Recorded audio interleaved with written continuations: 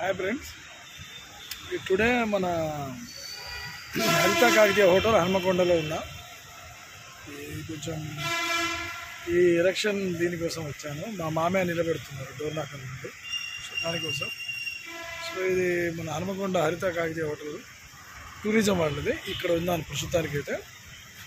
అయితే ఎన్నికలు అనేవి జరగడం సర్వసాధారణంగా, కానీ ఇక్కడ అన్నిటికంటే పెద్ద విషయం ఏంటంటే ఎట్టి పరిస్థితిలో టీఆర్ఎస్ రాకుండా చూడండి సార్. ఎవరికి అందరికీ నేను I request for all public, because reason for ఒకటే రీజన్ అండి, మొత్తం దౌర్భాగ్యం. స్టేట్ మొత్తం తెలంగాణ అంత ఘోర పరిస్థితి రావడం, ప్రపంచంలో ఎప్పుడు చూడనంత ఇదిగా కనీవిని ఎరగని విధంగా ఇది తయారు చేసి వదిలేసి వెళ్ళిపోతున్నాయి. ఎంత అప్పు ఉందండి, ఎంత రాష్ట్ర అప్పు. కానీ రాష్ట్ర దౌర్భాగ్యం, కనీసం మన ఫీలింగ్స్ కూడా ఎక్స్ప్రెషన్ చేయనంత పరిస్థితి.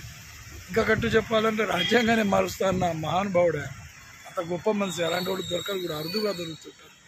సో ఇలాంటి తాగుబోతుల్ని, ఇలాంటి రాష్ట్రంలో తాగుబోతులు తాగుడు తప్ప ఏం లేదండి. ఎక్సైజ్ శాఖలు వాళ్ళ ఆదాయం కోసం ఇంత ఘోరంగా చదువు సంధ్యలు లేకుండా గ్రూప్ 1 ఉద్యోగం ఇలా ఇలా చాలా ఉన్నాయి ఆయన గురించి చెప్పాలంటే.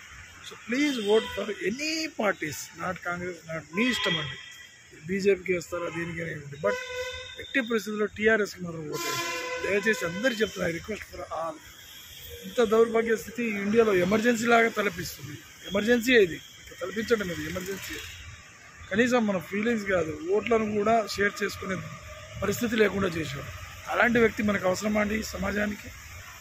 దయచేసి ప్లీజ్ ఇలాంటి వాటి అవాయిడ్ చేసి ప్రజాస్వామ్యం బతికిందని చెప్పి మనం నిరూపిద్దాం. So please vote for anybody, లేదా కాంగ్రెస్, మీ ఇష్టం, but not for TRS. Thank you friends.